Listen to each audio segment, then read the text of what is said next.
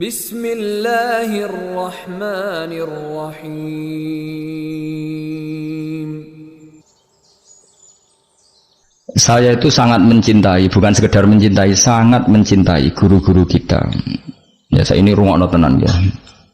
Saya sangat mencintai guru-guru kita, ya utamanya guru-guru kita kayak Mas saya Sarang, Mas saya, ya semuanya semua Mas saya, termasuk Lirboyo, Bloso, Sidogiri, semuanya Kudus, Kajen, Krapyak, semuanya kita mencintai, menghormati. Juga sangat mencintai NU, saya juga mencintai Muhammadiyah, semuanya kita cintai. Cuma kadang-kadang kita mau tidak mau harus beda. Beda satu bawaan pemikiran, kadang bawaan zaman.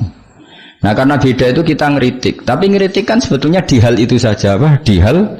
Kemudian orang menyimpulkan ngiranya dalam semua hal.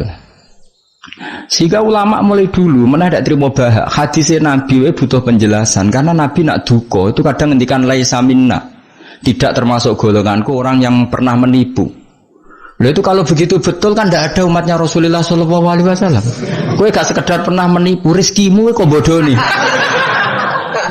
Orang terima sekedar pernah, rezekimu kok bodoh nih.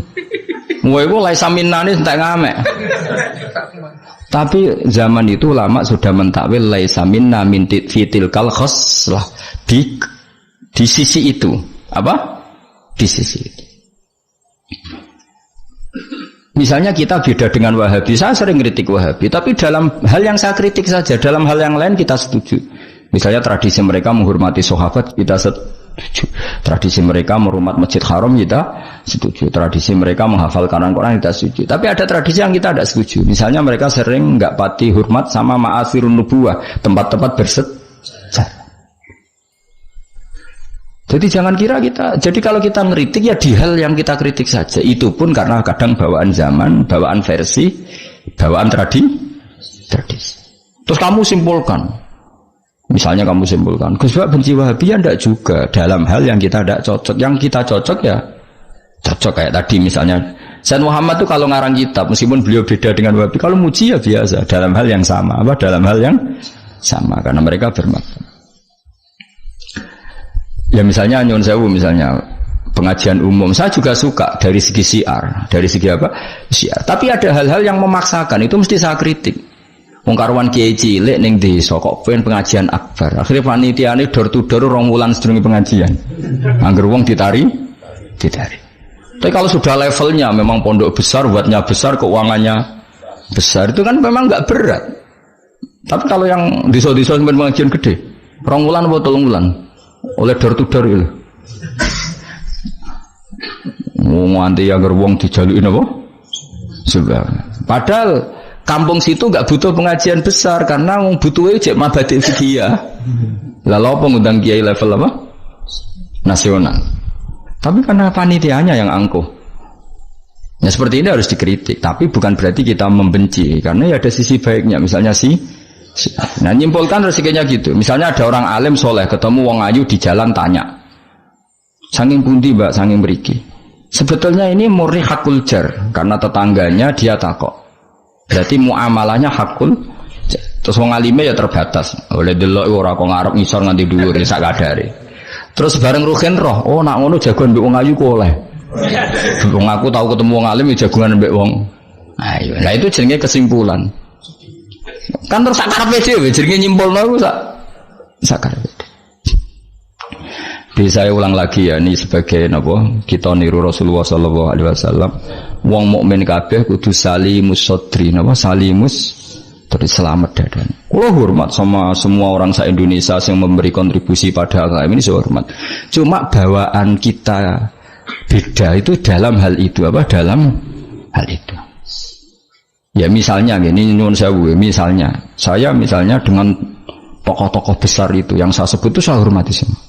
Dengan tokoh yang kita mungkin cara zahir beda kita hormat. Cuma mau tidak mau memang kita kadang kritik, tapi itu bukan bawaan kebencian, bawaan tadi kondisi, napa? Misalnya gini nyuwun sewu ya. Saya tetap menghormati semua siapa saja memberi kontribusi pada agama ini.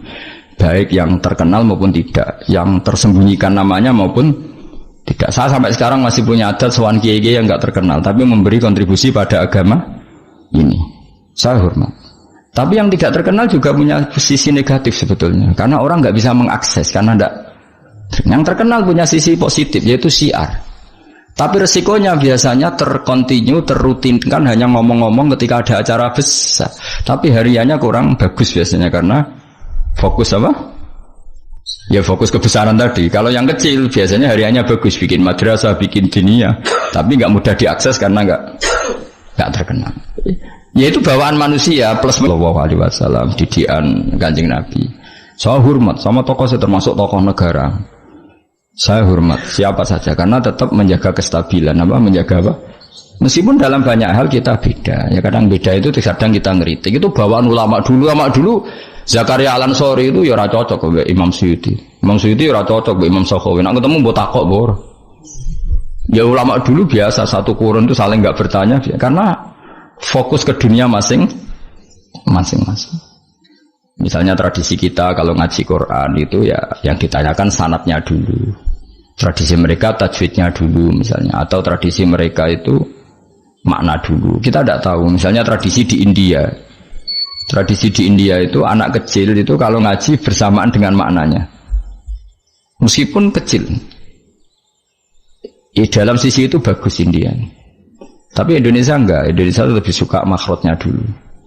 Yang tentang fikihnya ada paket lain, ada paket. Terus kalau tradisi keluarga saya meskipun keluarga Quran itu anak kecil ya enggak disuruh ngapalkan Quran. Bapak saya enggak pernah nyuruh saya ngapalkan Quran, tapi setelah bisa baca kitab ya baru disuruh ngapalkan. Ada yang enggak, yang ngapalkan dulu biar apa? Otaknya masih jernih katanya. Ya macam-macam, semuanya baik. Dan kita saling kritik. Ngeritik karena tadi nak cacilik langsung ngapal lo, kadang najis gak roh sopan santun. Yang fatalnya lagi kadang akidah Ahlussunnah wal Jamaah gak ngerti. Jadi ada lucu kan akhirnya hafal Quran tapi akidahnya tidak Ahlussunnah karena gak pernah dikenalkan Ahlussunnah. Tapi sisi baiknya karena masih kecil gampang apa? Hafal, kemudian orang tuanya niat benain akidah Ahlussunnah. Ada yang sebaliknya dibelajarkan Ahlussunnah dulu baru ngapalkan. Mungkin sisi negatifnya mungkin deh. Nak isu teke tuwek-tuwek ngene iki kan. Kowe gelem mesti ngapal Quran setor wae aku. Nak rawat ini di akhiri wal asri. Amma yatasaalun anin nahfil azim wa apa. Innalil muttaqin. Lalu sering nampa setoran wong tuwek-tuwek lucu-lucu. Wong tuwek-tuwek sing ben mati husnul khotimah kadang Gus kula wis tuwek tapi kepen setor Quran mbek jenengan. Tahu tak turuti. Rata-rata orang jus wis nyerah. Dereng enten sing langkai 2 jus, kadang nyerah wis setruk, kadang yang mati macam-macam lah. Apa ya teke wong tuwek iku beda ya. Padahal maca. Tapi saking gelam jare piye. Dadine lafate ku aneh. Mau nak maca fam bajasat fanjur itu bulan. Wasama idatil khubuk diwaca khibuk mbah. Sebab lereni mbah mah pusing kula Mas.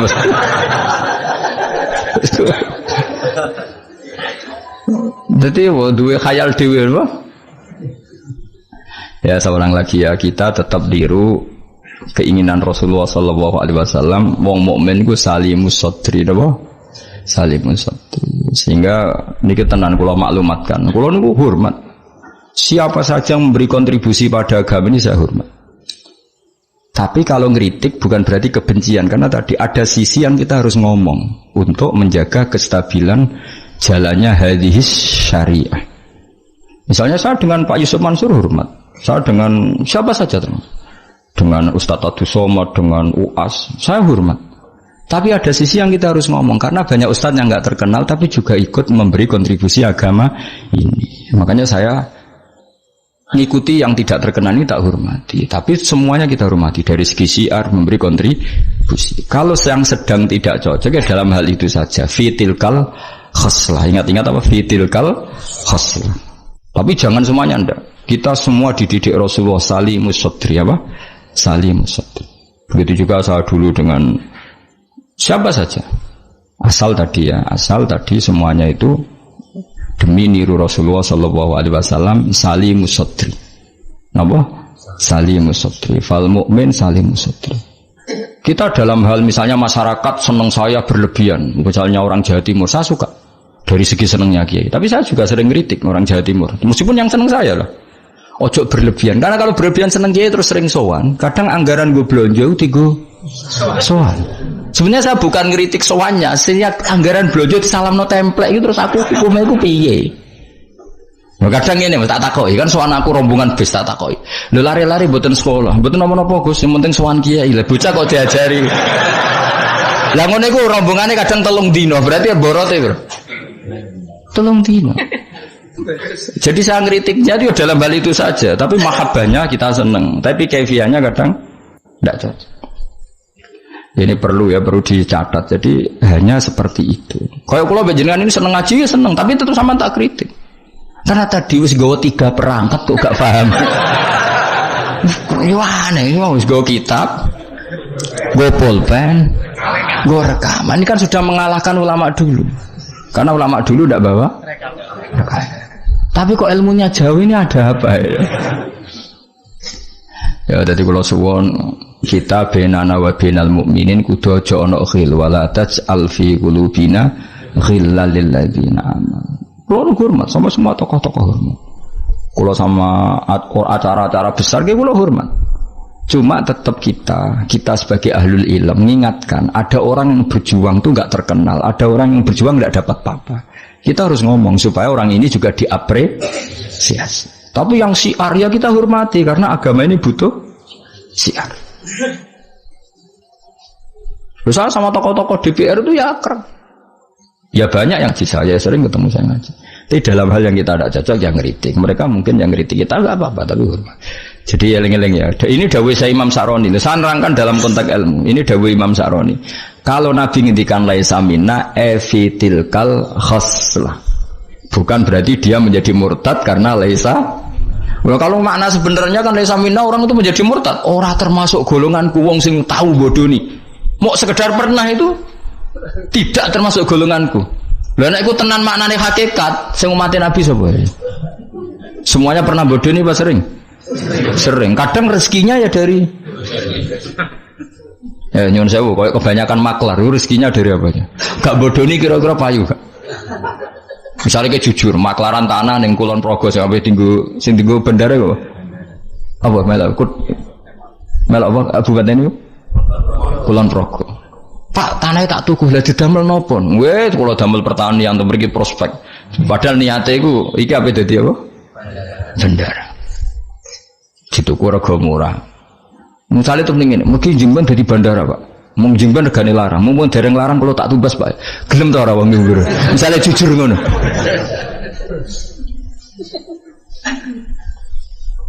Misalnya ana wong sponsor umroh. Ayo umroh ning Rasulullah. Ben aku sugih, mergo nek ana umroh aku sugih. Gak payu umroh. Tapi nek muni ngene, wong kudu kangen Nabi, kangen Ka'bah. Wong ora kangen Nabi Ka'bah. Carane kangen yo umroh. Mandidi, sing jujur mbek sing rapati jujur. Gak jawab bae kira-kira ae. Mandidi.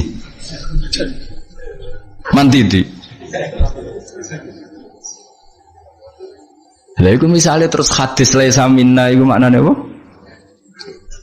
Hakikat. Jadi saya ulang lagi ya, jadi Jokulino nyimpulkan karena nyimpulkan itu resiko. Karena tadi konteks fikih itu jelimet konteks fikih itu. Jadi misalnya ada orang alim soleh ketemu perempuan cantik, bawaan tonggo takok. Ini kan sebetulnya memang termasuk istisna dimaklumi. Nak ketemu faktor tonggo, faktor belajar, faktor berobat kan nazarul ajnabi dan ajnabiyah pengecualiannya kan apa?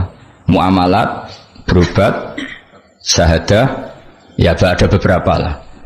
Tapi terus nyimpul loh, oh ternyata jagoan wong ayu iku oleh. Dan justru wong alim nyaman nak jagongan mbek wong ayu di depan umum. Nak wong ra alim kan malah seneng nak dhewean malah keliru dul.